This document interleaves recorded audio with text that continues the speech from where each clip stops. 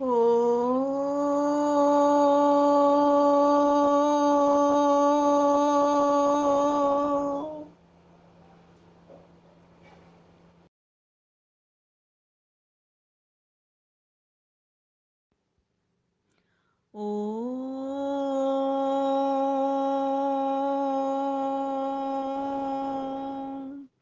यूयं गावो मेदयथा कृशं चेत् श्रीरं चेत् कृणुथा सुप्रतीकम् भद्रं गृहं कृणुता भद्रवाचो बृहद्वा वय उच्यते सभासु बृहद्वा वय उच्यते सभासु। ओम। प्यारे भाइयों बहनों, सादर सप्रेम नमस्ते। आज हम सभी गोवर्धन पूजा मना रहे हैं। गोवर्धन का उत्सव है आज। तो आप सभी को बहुत बहुत शुभकामनाएं, बहुत बहुत बधाइयाँ। परमपिता परमेश्वर हमको सद्बुद्धि दें, क्योंकि उन्होंने अपना वेद ज्ञान दिया है और उसमें कहा है कि गौ धन की रक्षा करें। तो हम सभी को गौधन की रक्षा करनी है, गौधन का पालन पोषण करना है, संरक्षण करना है, संवर्धन करना है। तभी जा कर के हमारी गोवर्धन पूजा सार्थक होगी, सफल होगी और हम कह पाएंगे कि हम गोवर्धन पूजा का सही रूप में उत्सव मना रहे हैं। तो वेद के मन अंदर गौ माता की रक्षा के लिए, वर्धन के लिए, पालन पोषण के लिए अनेकानेक मंत्र भरे पड़े हैं। ऋग्वेद में, अथर्ववेद में बहुत सारे मात्रा में इनके मंत्र हैं। तो आज हम ऋग्वेद के छठे मंडल का जो 28वां सूक्त है उसका छठा मंत्र लेते हैं। तो इसके भीतर बताया गया है कि यूयम गावो मेदयथा कृशम। ये जो गाय माता है बहुत अधिक उपकारी है, इसीलिए आज हम गोवर्धन पर्व मना रहे हैं। लोगों को ये जागरूक करने का भी पर्व है कि हम सभी गौ माता की रक्षा करने वाले बने, गौ माता को कटने न दें। क्यों आज तो इसको और भी अधिक प्रमुखता से मनाने का ये पर्व है। आज जब देश में इस प्रकार से गौ की हत्या हो रही है, चारों ओर कसाई घूम रहे हैं, उन उन कसाईयों से अपनी गौ माता को बचाना बहुत ही ज़्यादा आवश्यक हो जाता है। इसीलिए इस पर्व का मूल्य आज और अधिक बढ़ जाता है, जबकि ये तो आदि सृष्टि से ही गोवर्धन का पर्व है, अर्थात गौ माता हमारी समृद्धि की, सुख शांति की आधार रही है। परमात्मा ने ये गौ, अश्व आदि घोड़े जितने भी हमारे लिए पशु हैं ये सब बना करके दिए। और गौ माता तो पशु क्या, ये तो गौ माता है, जो कि माँ के दूध के बाद भी दूसरा नंबर इसका आता है। और दूसरा नंबर ही नहीं, मैं तो कहूंगी गौ की माता से भी बढ़ करके आता है। जब गौ माता के स्तनों से दूध नहीं निकलता, गौ माता का दूध तो बालक सिर्फ दो या अपनी माता का दूध तो बालक सिर्फ 2 या 3 साल पीता है, लेकिन गौ माता का दूध तो व्यक्ति पूरे अपने जीवन भर पीता है। तो फिर बताइए, जो गौ माता को हम पशु कह रहे हैं, मान लीजिए एक आकृति के हिसाब से वो है, लेकिन उसका जो लाभ है वो किस तरीके से हमारे लिए अधिक है। और गौ माता से सिर्फ एक अकेला दुग्ध का सेवन नहीं है, उसका जो गोमय है, गोबर है, उसका जो गोमूत्र है ना, और उसकी जो सूर्य केतु नाड़ी से उसके दूध दूध के अंदर जो विटामिन प्रोटीन्स हैं जिनकी हमारे शरीर को आवश्यकता होती है, जो स्वर्ण भस्म है वो जो गाय के दूध से हमको प्राप्त होती है। तो ऐसी इतनी चीजें जब गाय के माता से प्राप्त होती हों, उसी दूध का मक्खन, मलाई, है ना, हमको प्राप्त होता हो, घी प्राप्त होता हो, तो ऐसी गाय माता हमारे लिए बहुत ही ज्यादा पूजनीय है, वंदनीय है। इसीलिए वेद ने कहा गावो विश्वस्य मातरा, ये पूरे विश्व की माता है।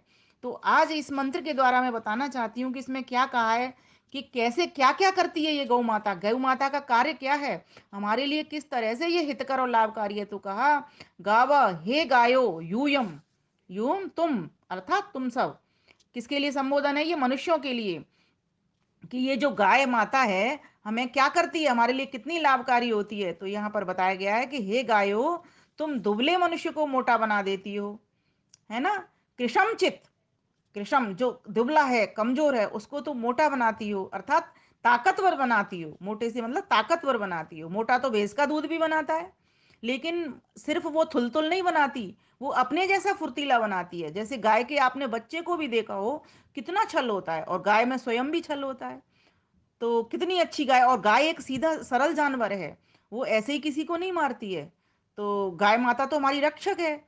तो फिर कहा कि और वो क्या क्या करती है, अश्रीरम चित श्री रहित, अर्थात जो कुरूप लोग हैं उनको भी सुंदर, सुप्रतीकम सुंदर बना देती है, उत्तम बना देती है, हष्ट पुष्ट बना देती है, मतलब काम के योग्य बना देती है, एनर्जेटिक बना देती है, जैसी वो स्वयं ऊर्जावान है वैसा बना देती है। कृणुथ बना देती हो। हे गायो, तुम दुबले मनुष्य को मोटा बना देती हो, जो स्त्री रहते हैं, कुरूप हैं, पागल हैं, ऐसे लोगों में भी तुम बुद्धि भर देती हो, ऐसे लोगों के भी आरोग्यवर्धक हो, बुद्धिवर्धक हो। हे माता, तुम हम सबको ये सद्बुद्धि प्रदान कीजिए। हे माता, तुम आओ, हमको अपना दूध पिलाओ, और तुम तो पिलाना चाहती हो, लेकिन हमारे भीतर ये बुद्धि आए कि हम तेरी दूध को पीने वाले बने। हमारे घरों में आओ, हमारे घरों को गृहम भद्रम कृणुथ कल्याणकारक बना दीजिए, हमारे घरों को उत्तम बना दीजिए। क्योंकि बिना गौ माता के, जिस घर में गौ माता का दूध नहीं पिया जाता, गौ माता के उत्पादों का सेवन नहीं किया जाता, जिस माता घर में गौ माता को पूज्य नहीं माना जाता, जिस घर के भीतर गौ माता को काटा जाता है, ऐसे घर वो घर नहीं है, वो शमशान से भी बढ़कर के महाशमशान है। तो कहा गया यहाँ पर कि गौ माता को हमको अपने घर में बुलाना चाहिए, अर्थात घर में बांधना चाहिए। अब महानगरों में ये समस्या आती है, घरों में नहीं बांध सकते, लेकिन घरों में नहीं बांध सकते तो गौशाला में तो उनके लिए उनके कुछ कर सकते हैं सेवा रूप में, उनके लिए चारा पहुंचा सकते हैं, किसी भी तरीके की उनकी और व्यवस्था गौशाला में प्रबंध कर सकते हैं, उनका छत्र लगा सकते हैं, किसी भी तरीके से जो जो है आपके पास में यथाशक्ति उस गौ माता की सेवा हम सभी को करनी चाहिए। तो कहा यहाँ पर, तुम्हारा जीवन सभासु बृहद उच्यते, हमारी सभाओं में बड़ा कहकर पुकारा जाता है। अर्थात हे गौ माता, तुम आओ, हमको स्वस्थ बनाओ, बलिष्ठ बनाओ, आरोग्यवर्धक कीजिए, बुद्धिवर्धक कीजिए, रूपवान बनाइए, हमारे घरों को सुंदर बनाइए, पवित्र करिए, कल्याणकारक करिए, और हमारी सभाओं में भी तुम्हारा नाम बहुत ही महानता के साथ में लिया जाता है, क्योंकि हम मनुष्य हैं, हमारी सभा मनुष्य की सभा है। तो हे गौ माता, तुम आओ। तो बताइए, ईश्वर ने हम सबको ये सिखाया है कि गौ माता को कैसे बुलाना है। तुमको गौ माता का आह्वान करो, जैसे तुम मेरा आह्वान करते हो, वैसे ही गौ माता का आह्वान करो। क्यों? क्योंकि ये तुम्हारी पूंजी है, काउ मदर, मदर डेयरी है ये। ऐसी मदर डेयरी को तुम घर में लाओ, माता है ये तुम्हारी। और वास्तव में मनुष्यों में और पशुओं में आत्मिक समानता तो है ही, सभी की आत्मा एक जैसा है, परंतु भौतिक और सामाजिक सामंजस्य भी है। मनुष्य सृष्टि का मुख्यतम और श्रेष्ठतम वर्ग माना जाता है, और यही केवल एक वर्ग होता, अन्य कोई पशु पक्षी न होते, तो उसे श्रेष्ठतम होने का पद कैसे प्राप्त होता। जो मनुष्य समझते हैं कि हम ही सब कुछ हैं, दूसरे कुछ नहीं है, वे तो भूल जाते हैं जितने प्राणी वर्ग हैं, चाहे पशु हों चाहे पक्षी, तो सभी के अंदर यूनिवर्सल किंगशिप तो है ही, अर्थात विश्वज्ञ है। जिस प्रकार सभी मनुष्य बराबर नहीं फिर भी संबंधी हैं, इसी प्रकार समस्त प्राणी वर्ग भी एक से न होते हुए भी आपस में संबंधी हैं। कुछ ऐसे हैं जिनका संबंध अति निकट का होता है, पास का होता है, और कुछ ऐसे होते हैं जिनका बहुत दूर का होता है, लेकिन जिनका संबंध निकटस्थ है वे एक दूसरे के जीवन के लिए बहुत अधिक उपयोगी हैं। तो वेद के भीतर तो इस प्रकार के पशुओं का वर्णन मिलता है, और वैसे भी इनको हमें तीन वर्ग में देखना चाहिए। कुछ प्राणी ऐसे होते हैं गो वर्ग में आते हैं, कुछ अश्व वर्ग में आते हैं, कुछ श्व वर्ग में आते हैं। जैसे गो वर्ग के भीतर आते हैं जो हमको दूध पिलाते हैं, जैसे गाय हो गई, भैंस हो गई, बकरी हो गई, है ना, ये हमें दूध पिलाते हैं। और अश्व वर्ग में घोड़े, गधे, खच्चर, ऊंट आदि हो गए जो हमारी सवारी के काम आते हैं। तीसरा होता है श्व वर्ग, कुत्ते आदि जो हमारे रक्षा करने वाले होते हैं, घर के रक्षक होते हैं ना कुत्ते आदि। तो इन सब में गोवर्ग लेकिन सबसे प्रिय और उपयोगी और श्रेष्ठ ज्येष्ठ माना गया है। क्यों? क्योंकि इस वर्ग की ये विशेषता है कि मातृवत व्यवहार है। यूं तो हम सभी दूसरे प्राणियों की सहायता की आवश्यकता होती है, उनसे सहायता लेते हैं, परंतु गोवर्ग के बिना काम नहीं चलता। जैसे माता बच्चे को दूध पिलाती है, माता को श्रेष्ठम कहा गया है। ऋग्वेद में एक और मंत्र आता है एक जगह पर, वहां कहा गया है, वस्यानिंद्रासी मे पितुरुत भ्रातुर्भुंजत माता च मे छदयथ समावसो वसुत्वनाय राधसी। तो इस प्रकार से उसमें कहा गया है कि हे परमेश्वर, मेरे पिता से तू बसियान बड़ा है, उत और अभुंजता भ्रातु न पालने वाले भाई से भी।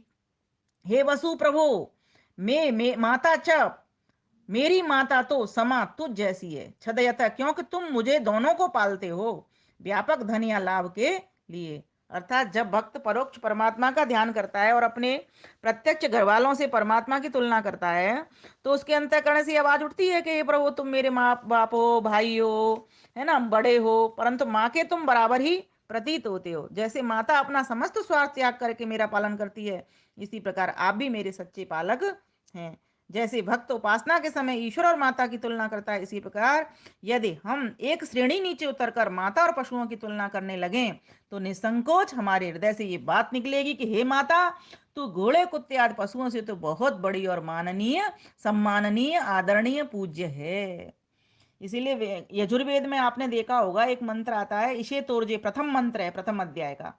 उसमें क्या आया है, ये यजमानस्य पशून पाई। क्यों? क्योंकि अग्न्या गौ माता हिंसक नहीं, अहिंसक है, हिंसक नहीं, हिंसा करने योग्य नहीं, मारने योग्य नहीं। इसलिए माँ का दूध तो आपने देखा होगा, हम 2-4 साल ही पीते हैं, लेकिन गाय का दूध तो हम सभी पूरे बुढ़ापे तक पीते हैं। और जब व्यक्ति कमजोर हो जाता है ना, तो कमजोर व्यक्ति, बीमार व्यक्ति को भी डॉक्टर गाय का दूध बताते हैं कि गाय का दूध पिला, क्योंकि वो हल्का होता है। इसलिए गौ माता तो की महिमा तो इतनी महान है कि वास्तव में अगर हम आज नहीं जागे तो हम फिर कभी नहीं जाग सकते हैं। इसलिए इस गौ माता की हमको रक्षा करनी चाहिए, इस बात को समझ करके, और गौ माता के जो लाभ हैं उनसे लेने चाहिए, और गौ माता की जितनी सेवा कर सकते हैं गोपाल बन करके हमको सेवा करनी चाहिए। नंद बाबा के घर में कितनी लाखें गायें थी, क्यों? गौशाला थी, बृहद गौशाला थी। उसी का दूध पी करके वो हष्ट पुष्ट कृष्ण भगवान बने थे। बुद्धि इतनी उनके अंदर अधिक थी, इतना मनोबल, बुद्धि बल कहाँ से आया, इतना शारीरिक बल कहाँ से आया? गौ माता का दूध पी करके, यशोदा मैया, नंद बाबा ने जो उनको दूध पिलाया था उसको पी करके आया। अपनी माँ का तो दूध वो पी नहीं सके, माँ तो उनकी जेल में थी, है ना, माता पिता उनके जेल में थी, देवकी और वसुदेव। तो वो कहाँ पर रहे? वो तो नंद बाबा यशोदा के, आप सभी जानते ही हैं। तो आप देखिए कि इतना बल कहाँ से आया उनको। 4 प्रकार का बल, कहते हैं व्यक्ति पूर्ण हो जाता है। और आप देखिए उनको ब्राह्मण बन करके गीता का ज्ञान देना, क्षत्रिय बन करके दुष्टों का नाश करना, वैश्य बन करके गौ पालन करना, अर्थात सभी के भरण पोषण की चिंता करना, है ना, ये कहाँ से आया इतना बल? और सेवा करना, जब युधिष्ठिर का राजसूय यज्ञ हो रहा था तो वहां पर सेवा का काम किसने किया? कृष्ण भगवान ने किया। किस आधार पर किया? कौन था उनका निर्माता? उनका निर्माता सही मायने में वह गौ माता थी, जो कि नंद बाबा के घर में थी। तो बताइए, गौ माता का इतना बड़ा, कौन नहीं चाहता कि हमारे घर में कृष्ण नहीं आवे, और कौन नहीं चाहता मैं कृष्ण नहीं बनूं? सभी चाहते हैं, चाहते तो सभी हैं, लेकिन गौ माता को बचाना, गौ माता के लिए बचाना छोड़ो, एक रोटी निकालना कोई नहीं चाहता। तो सर्वप्रथम तो हमें प्रारंभ कहाँ से करना है? गौ माता की एक रोटी हमारे प्रत्येक घर से निकलनी चाहिए। वही सवाल बार बार उठ करके ये आता है, महानगर में रहते हैं तो गौ माता कहाँ मिलती है? हमको नहीं मिलती, बात ठीक है, मैं मानती हूँ, मैं भी महानगर दिल्ली में रहती हूँ, लेकिन क्या करते हैं हम, जहां भी गौशाला होगी वहां पर प्रबंध किया जाता है। अगर आपके 1-2 किलोमीटर है तो आप वॉक करके जा सकते हैं, रात्रि को भोजन करते हैं, भोजन के बाद आप गौशाला में जा करके रोटियां छोड़ सकते हैं, और गौ माता को अपने हाथ से गरम गरम रोटी भी खिला सकते हैं। और अगर आपके पास गौशाला नहीं है तो भी रोज एक गाय की रोटी का मूल्य कितना होता है? 5 रुपए मात्र। 5 रुपए आप रोज गुल्लक में डालिए ना, और जब गोवर्धन पूजा का उत्सव हो उस दिन आप पूरा भर के ले जाइए, 365 से मल्टीप्लाई कर लीजिए 5 का, और लेकर के इतने पैसे दे वहां पर जा करके गौ माता के लिए या तो चारा ले जाइए, नहीं तो गौशाला की रसीद कटाइए। ये भी एक बहुत बड़ा तरीका है। तीसरा तरीका मैं सभी को बताया करती हूँ, उसके प्रोडक्ट यूज कीजिए। जो जो गाय माता का घी तो आपको सेवन करना ही है, आप एक संकल्प ले लीजिए, गाय माता का दूध नहीं होगा तो मैं नहीं पीऊंगा, मैं गाय माता का ही दूध पीऊंगा, गाय माता का ही मैं घी खाऊंगा, गाय माता की ही मैं इन चीजों को सेवन में लाऊंगा, नहाने के साबुन हो या जो भी चीज हो। तो गाय माता आपकी बची बचाई है, कोई माई का लाल नहीं है जो उस पर हाथ लगा जाए। और आज ये जो कसाई घूम रहे हैं ना, ये कसाई हमारी कमजोरी के कारण घूम रहे हैं। मैं कहती हूँ कसाईयों से पहली गलती हमारी है कि हमने गौ माता के लिए न तो घर से एक रोटी, जो हमारी माताएं बहनें निकाला करती थी, हमने निकालना बंद कर दिया। और बहुत सारे इसके वो दे दिया करते हैं कि हम निकाल नहीं सकते जी, हम कैसे जाएं, क्या करें, हम चल नहीं सकते, फिर नहीं सकते। मैं कहती हूँ बिल्कुल रोगी व्यक्ति है, मैं कहती हूँ बिल्कुल गरीब व्यक्ति है, वो कैसे करेगा गाय की सेवा? एक फोन तो कर सकता है, बताइए। घर बैठे बैठे, अच्छा चलिए वो फोन भी नहीं कर सकता, हाथ भी नहीं उसके हिलते, तो क्या कर सकता है? गौ माता के लिए प्रार्थना तो वो उठा सकता है। बात हमारी यहाँ तक जानी चाहिए। तो ये गौवर्धन पूजा हमको सिखाने के लिए आया, ये आत्मचिंतन मनन और क्रिया में कार्यान्वित होने के लिए आया है कि हम सभी अपनी गौ माता को बचाने वाले निकले। तो प्यारे भाइयों बहनों, आज समय आ गया है। गौ माता जो कि हमारी समृद्धि की आधार है, जिसके बछड़ों का जो काम था वो मशीनों ने ले लिया है, इसीलिए हमको वो शुद्ध अन्न और अच्छा अन्न खेतों का नहीं मिल पा रहा है। भूमि को जो उपजाऊ बनाने का काम, जो खेती जोतने का काम, जो खेत जोतने का काम करते थे जो बछड़े गाय माता के, आज वो कहीं ना कहीं नहीं है। इस भौतिकवादी दुनिया के भीतर जितने भी दुख आ रहे हैं हमारी गाय माता की हत्या के कारण आ रहे हैं। तो हमारी गाय माता के तो महर्षि दयानंद सरस्वती ने तो इतना सारा प्रकरण दिया है। आप उनकी गौ करुणा निधि पुस्तक पढ़िए, आप सत्यात प्रकाश पढ़िए, सत्यात प्रकाश का आपको 10वां समुल्लास मिलेगा। 10वें समुल्लास के भीतर उन्होंने एक प्रसंग लिखा है इसका, जहां पर भक्ष्यवच्छ की बात आई है। तो ये भक्ष्य नहीं है गौ माता को खाना, लोग जो कसाई हैं वो काट करके खा रहे हैं।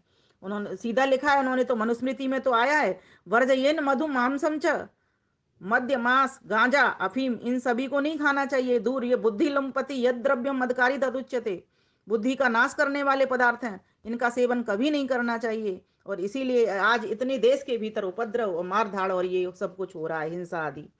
गाय इसमें लिखा है, महर्षि दयानंद सरस्वती लिखते हैं, उपकारक प्राणियों की हिंसा अर्थात जैसे गाय के शरीर से दूध घी बैल गाय उत्पन्न होने से एक पीढ़ी में कुछ कम 4 लाख मनुष्यों को सुख पहुंचता है, वैसे पशुओं को कभी न मारें और न मारने देवें।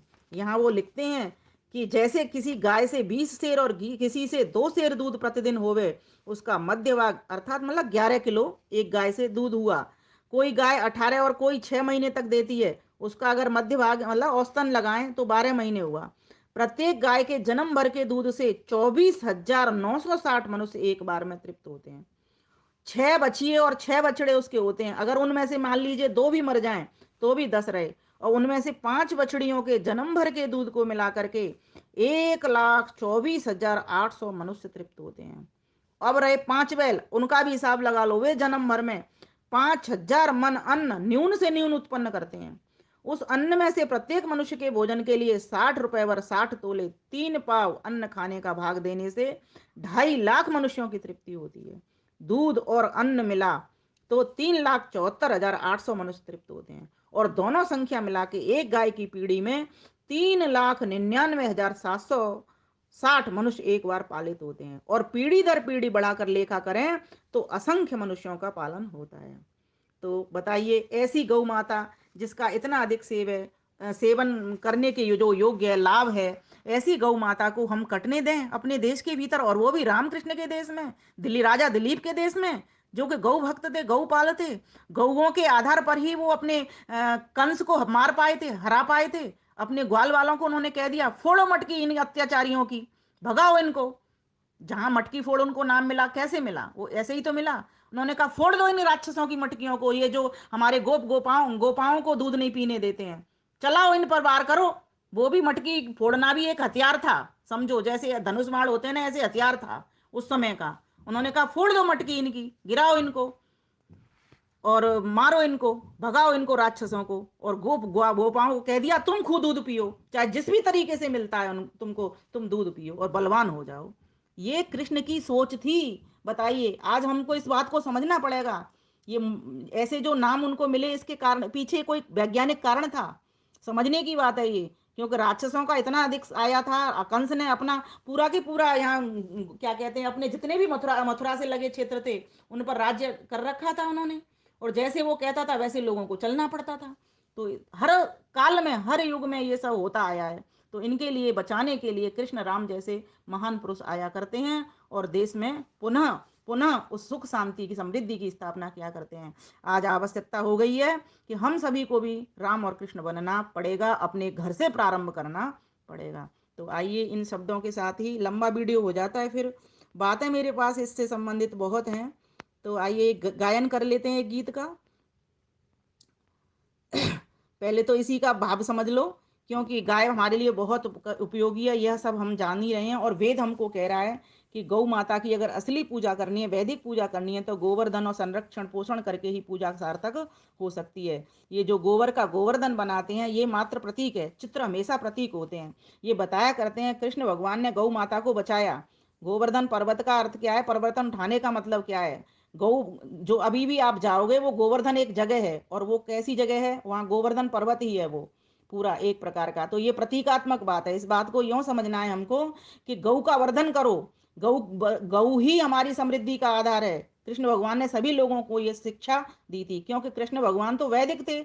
अपने गुरु संदीपन से उन्होंने वेद वेदांगों का अध्ययन किया था सुदामा के साथ में।